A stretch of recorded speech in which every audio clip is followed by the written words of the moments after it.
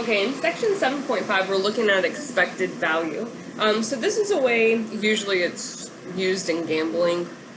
Over time, what should I expect to gain or lose on this gamble or this bet? Horse racing, casinos, all that fun stuff.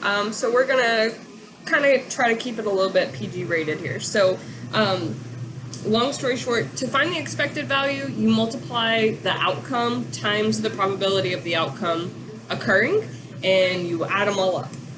So let's just do a couple examples. So you need to borrow money for gas, and you're going to ask your mom and your sister. Both of them make you play a game.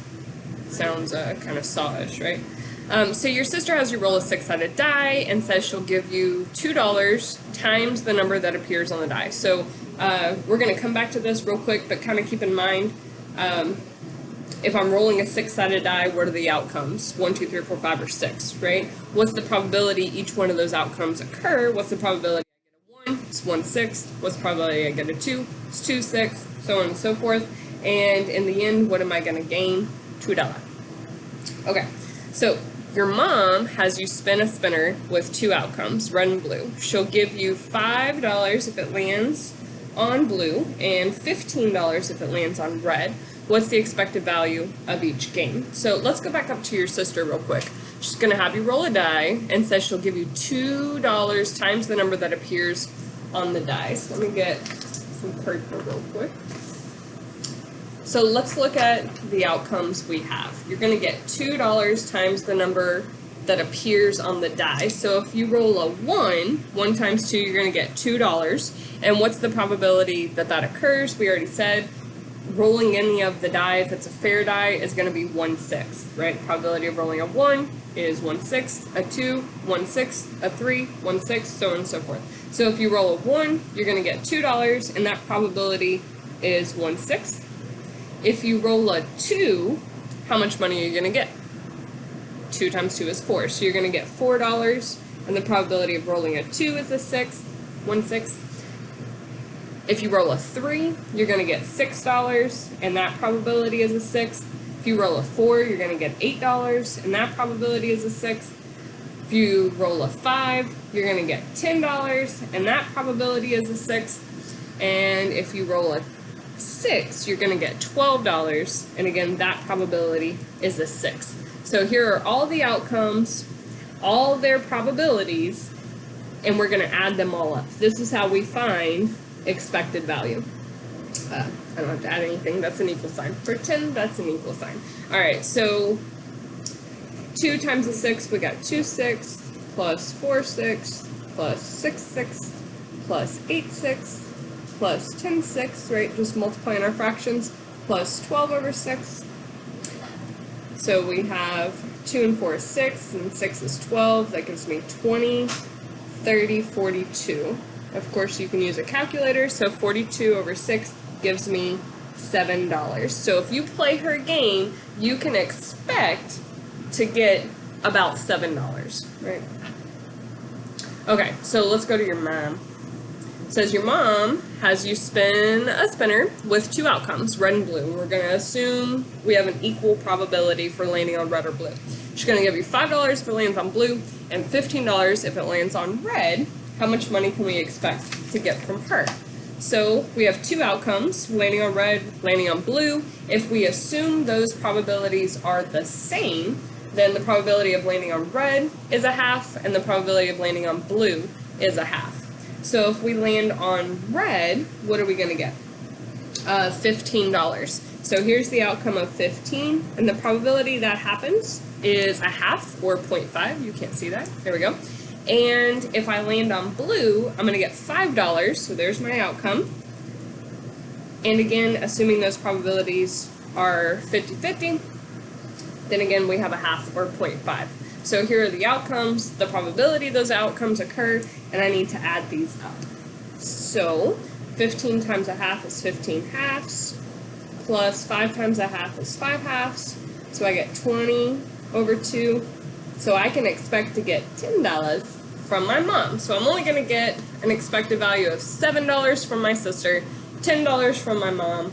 Who are you going to go with? Of course, we're going to go with good old mom. She's not going to make you walk, right?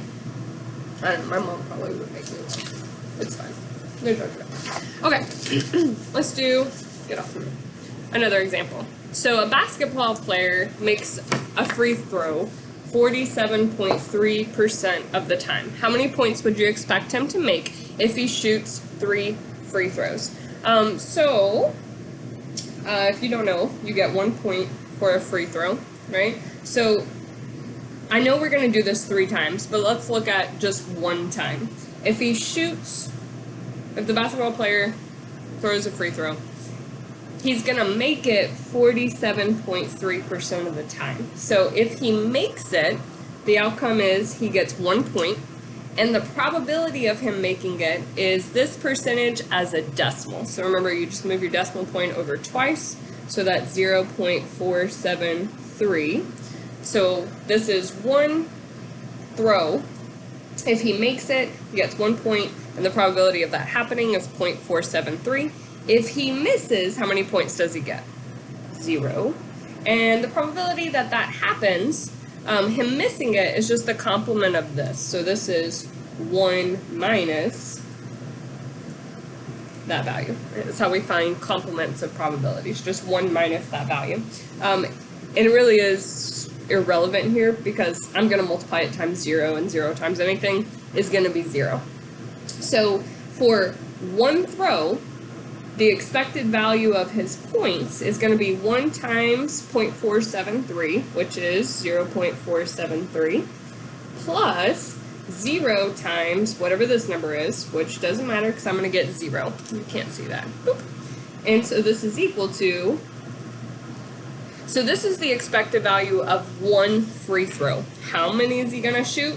3. So if 1 time is 0.473, then 3 times is going to be that value times 3.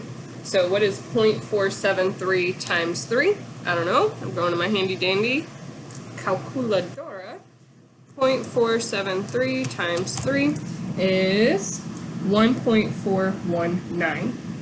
So if this dude shoots 3 free throws, the expected value of his points is going to be a little less than 1.5 points. So 1.419. Alright, last one real quick. It's very straightforward. Something you're going to see in your Hawks.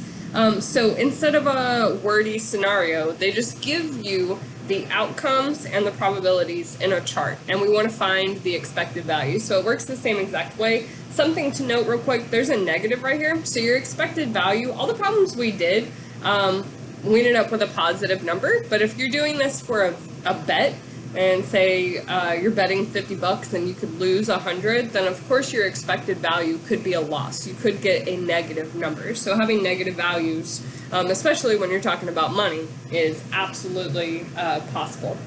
So we're going to calculate this expected value the same exact way we did all the other ones. We're going to multiply the outcome, these x sub i's, these are the outcomes, times the probability, and we're going to add them up.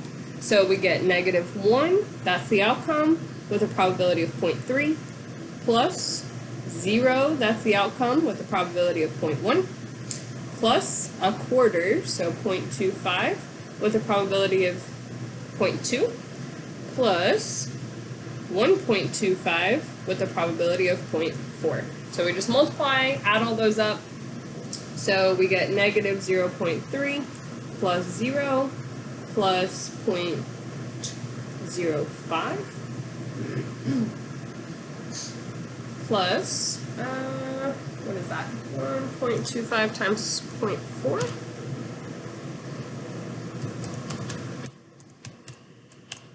Is 0.5.